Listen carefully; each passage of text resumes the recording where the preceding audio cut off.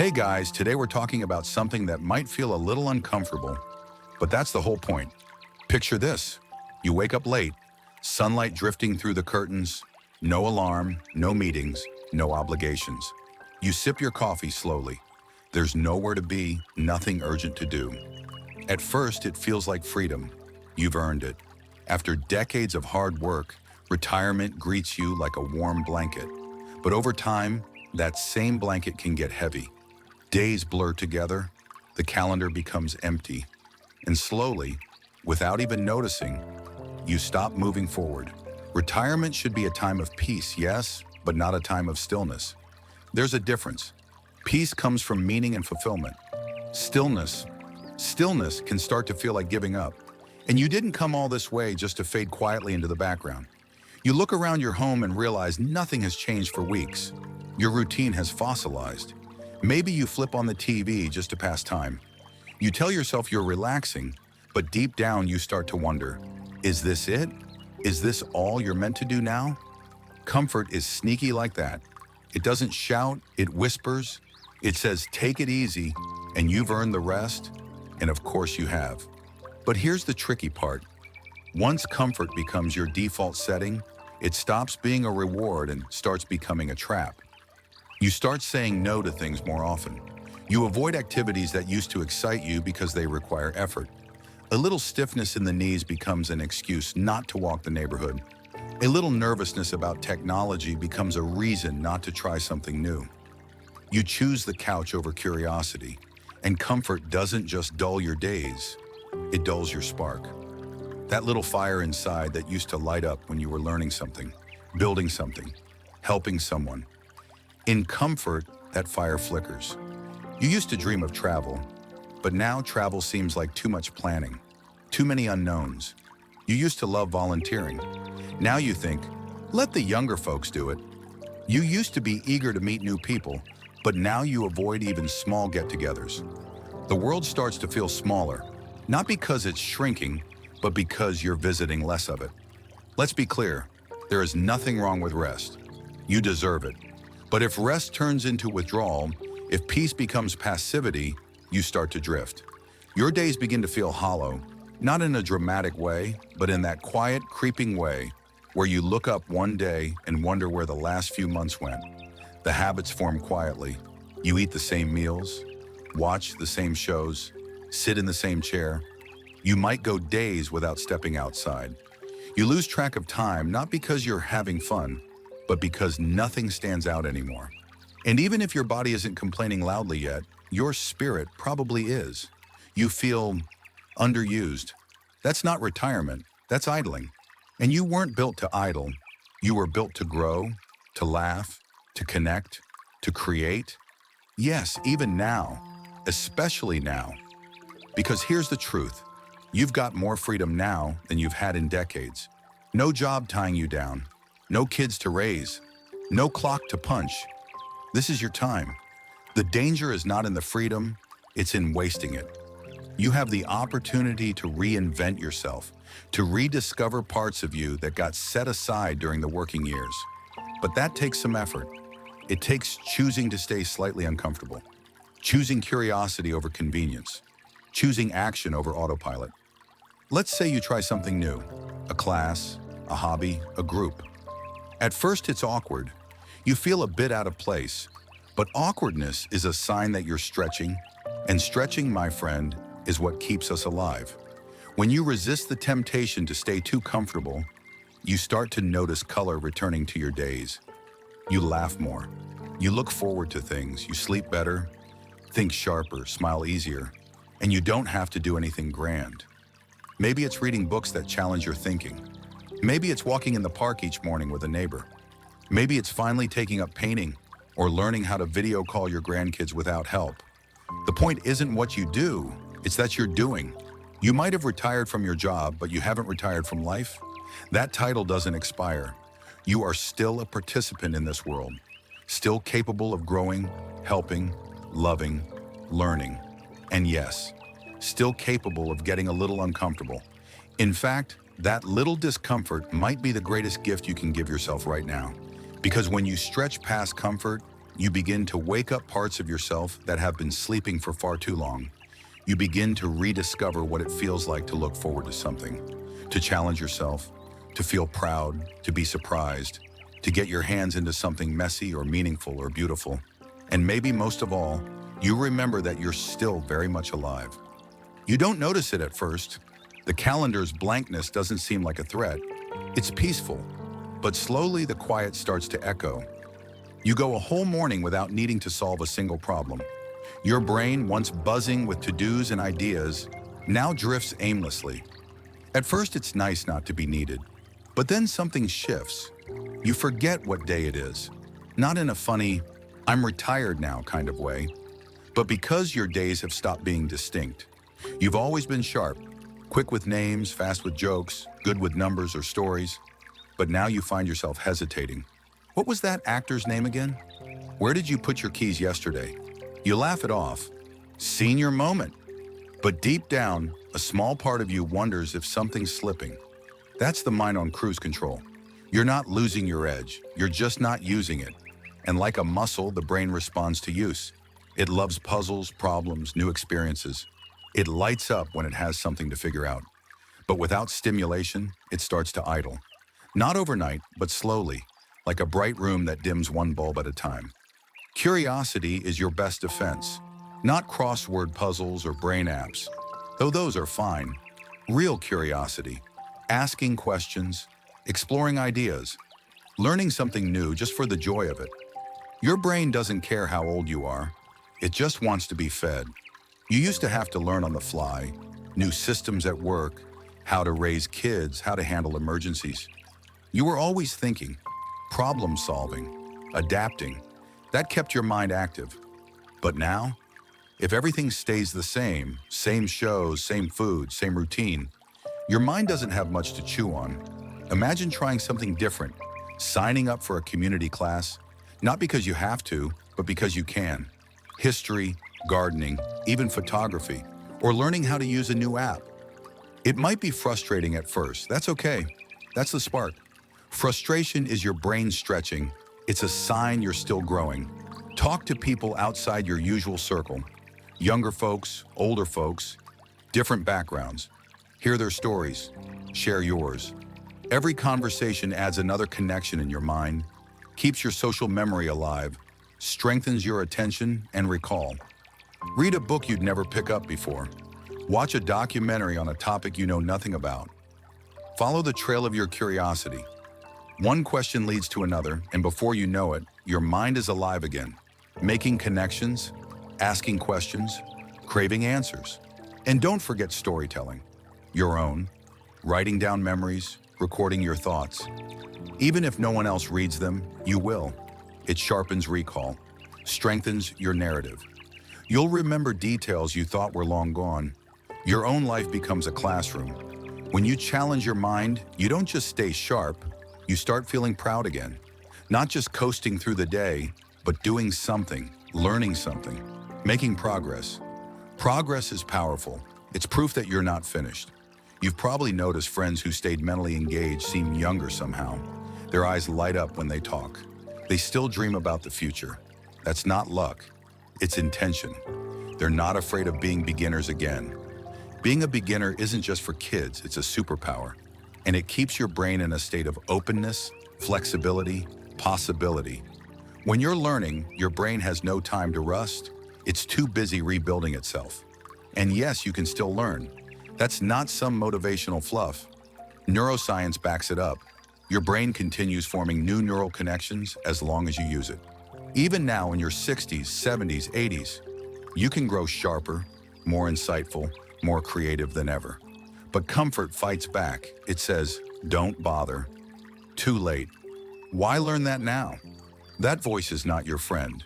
It's just the echo of habits, and habits can be changed. If you want a sharp, active, curious mind, you don't need to go back to school. You just need to go back to wonder. Ask yourself, what have I always wanted to understand? What fascinates me? What new thing could I try this week, even if I stumble? You could start small. Try cooking a new recipe that's totally different from your usual.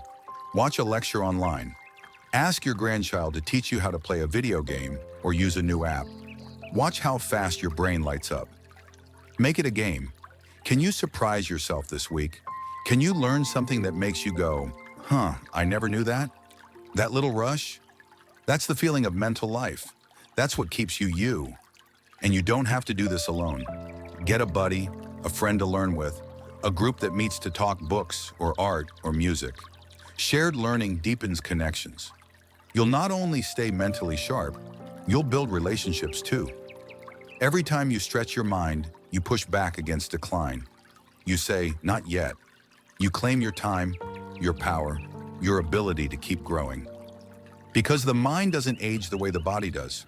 It doesn't wrinkle, it doesn't sag, it either stretches or shrinks, and you get to decide which. You are not too old to grow. You are not too far gone to wake up.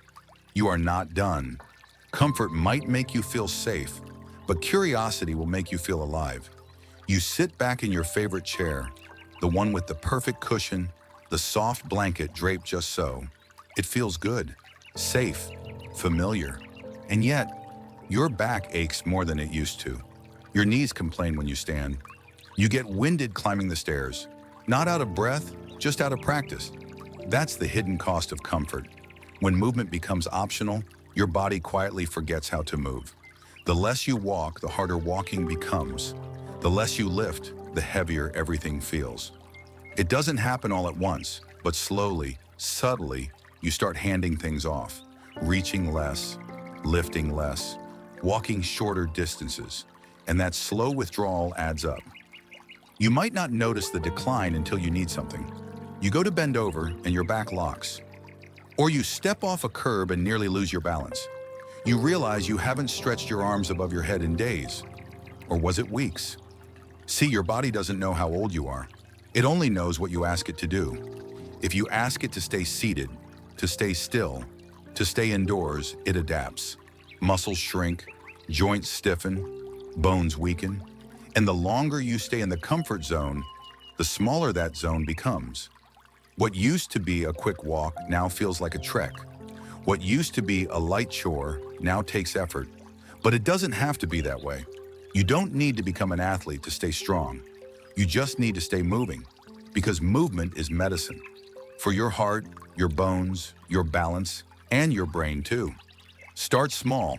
Maybe it's a walk around the block. Maybe it's 5 minutes of gentle stretching in the morning. Maybe it's standing up during commercials.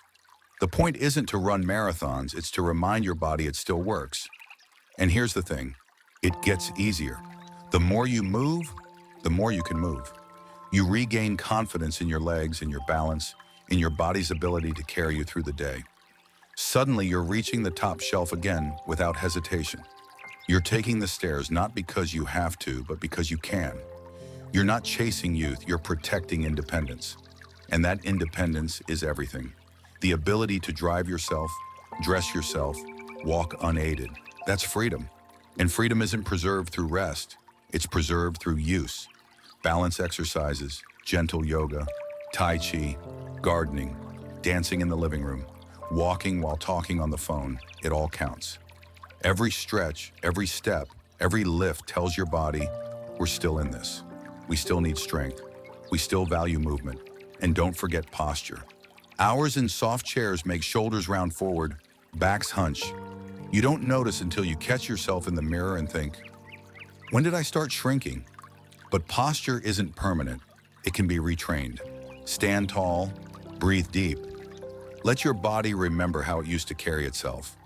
You'll be surprised how much better you feel just by standing upright. The irony is, the more you avoid effort, the harder everything becomes. A 5-pound bag of groceries feels like 20. A short walk leaves you sore. But when you push past the first wave of resistance, when you gently reintroduce effort, you start reversing the clock, not on age, but on ability. Let's talk energy. Many people think being tired means they need to rest more, but often it's the opposite. More movement creates more energy. The circulation improves, your heart pumps stronger, oxygen reaches your brain, you feel awake. Movement energizes, and when your body feels good, your mood lifts too. Movement releases endorphins, Natural mood boosters. It clears your head, reduces anxiety, sharpens focus. A short walk can be more powerful than a nap or a pill. You begin to feel capable again. Yes, there may be some aches, some stiffness. Maybe you're dealing with chronic pain or past injuries. That doesn't mean you stop. It means you adapt. Work with a physical therapist. Use the support tools. Choose water aerobics over running. But don't give up, because giving up leads to sitting, and sitting leads to slipping. Think about the people you know who are still active into their 80s and beyond. They're not lucky. They're consistent. They didn't let comfort steal their motion. They kept stretching, walking, lifting, trying. And in return, their bodies kept cooperating. Even if you've been still for years, it's not too late to start again. Your body is waiting for your signal. It doesn't ask for perfection, just participation. Just a little bit each day. It's remarkable how much function you can regain with just a few simple movements repeated consistently. And if you're thinking, well, I'm not strong like I used to be, good, because now you get to discover a new kind of strength. A quiet, steady strength. The kind that carries groceries with ease, that lets you get up from a chair without help, that lets you dance at your grandchild's wedding, or tend to your garden, or reach down to tie your own shoe without holding your breath. Comfort makes all that feel optional, but it's not. Movement isn't a chore, it's a lifeline. So make a deal with yourself. Don't chase ease, chase vitality. Don't settle for softness if it costs you strength. Invite just a little more movement into each day. Step into your body. Remind it that it's still needed, that it's still yours. You're not just preserving your health, you're preserving your life. The full, mobile, energized life you deserve. The one that doesn't end when work ends. The one that continues as long as you keep choosing motion over stillness, strength over softness, life over comfort. There's a moment, maybe late in the afternoon, when the day stretches out in front of you, unclaimed. You've already watched the news, checked the weather, maybe had a quiet lunch alone or with your spouse. And now, what? The house is quiet. You wander from room to room, not looking for anything, just moving through space. You feel fine, but you also feel invisible, like a shadow of the person you once were, like your days don't really matter to anyone but you. And that's the part no one warned you about, the loss of purpose. Because when you stop working, people stop needing things from you. No more emails, no more deadlines, no more urgent phone calls or team meetings. You used to be the one people relied on, the fixer, the leader, the glue, and now you're not sure where you fit. That's what comfort doesn't tell you, that without something to wake up for, days start to lose their shape. And when you no longer feel useful, you start to feel unseen. But let me remind you, purpose didn't retire just because you did. It may have shifted, it may have changed clothes, but it's still there, waiting for you to call it by name. And no, purpose doesn't have to be big or loud. It doesn't have to earn a paycheck or carry a title. It can be found in a dozen quiet ways: mentoring a young person, tending a garden that feeds your neighbors, checking in on a friend, writing stories for your grandkids, volunteering at the library or food bank. What matters is that it matters to you. You need something that says, this is why I'm here today. This is what I give. This is how I show up. This is how I still serve. Because purpose fuels vitality. It gives your day structure and your spirit meaning. You walk taller, you move faster, you smile more. Even your health responds. Studies show that having a sense of purpose is linked to better sleep, stronger immunity, and longer life. Think about what used to light you up. What made you feel proud or alive or useful? It may not look the same today, but the feeling, the reason, that can still be yours. You might say, I don't know what my purpose is anymore. That's okay. Start with what's right in front of you. What breaks your heart? What brings you joy? What could use your help? You've got decades of experience, wisdom, and perspective. That doesn't disappear. It just needs somewhere to go. Pass it on. Pour it into others. Pour it into your art, your words, your actions. Make someone else's day better, and you'll be shocked at how much better yours becomes too. Sometimes purpose finds you when you put yourself in motion. You show up, you help out, you get involved even when you feel awkward, and suddenly you realize, I still have something to give. I still matter. And here's something beautiful. People are looking for you. Younger generations crave connection, guidance, and real conversations. Your stories, your lessons, your laughter, it's all gold to them. You are someone's missing puzzle piece. You just haven't met them yet. But if you stay too comfortable, if you stay tucked inside, they'll never find you. The world will miss out on the light only you carry, and you'll miss out on the deep satisfaction of still being part of something bigger than yourself. You were never meant to live your last chapters in the quiet margins. You were meant to finish strong, full of stories and scars and smiles. Retirement isn't the end, it's the encore. And it deserves just as much energy, heart, and purpose as any other part of your life. Yes, it's tempting to fade back, to let the days pass quietly, but fading is not the same as living. You can rest and rise. You can slow down and still show up. One does not cancel out the other. And you'll notice, the more you live with purpose, the more everything else starts to click. Your body feels stronger because you're using it. Your mind feels sharper because it's engaged. Your heart feels fuller because it's connected. You no longer count the days. You make the days count. You wake up with intention, even if it's just to plant flowers, to write one page, to call one friend, to make one person smile. Purpose doesn't ask for perfection. It only asks that you care, that you try, that you keep showing up with your whole self. So don't let comfort rob you of contribution. Don't let silence rob you of connection. You are not done, not even close. You are still part of the world, still part of our world, still needed, still powerful, still capable of shaking things up. And if you don't know where to begin, just begin anyway. Begin small, begin curious, begin willing. Because the very act of beginning again, that's what keeps your soul young.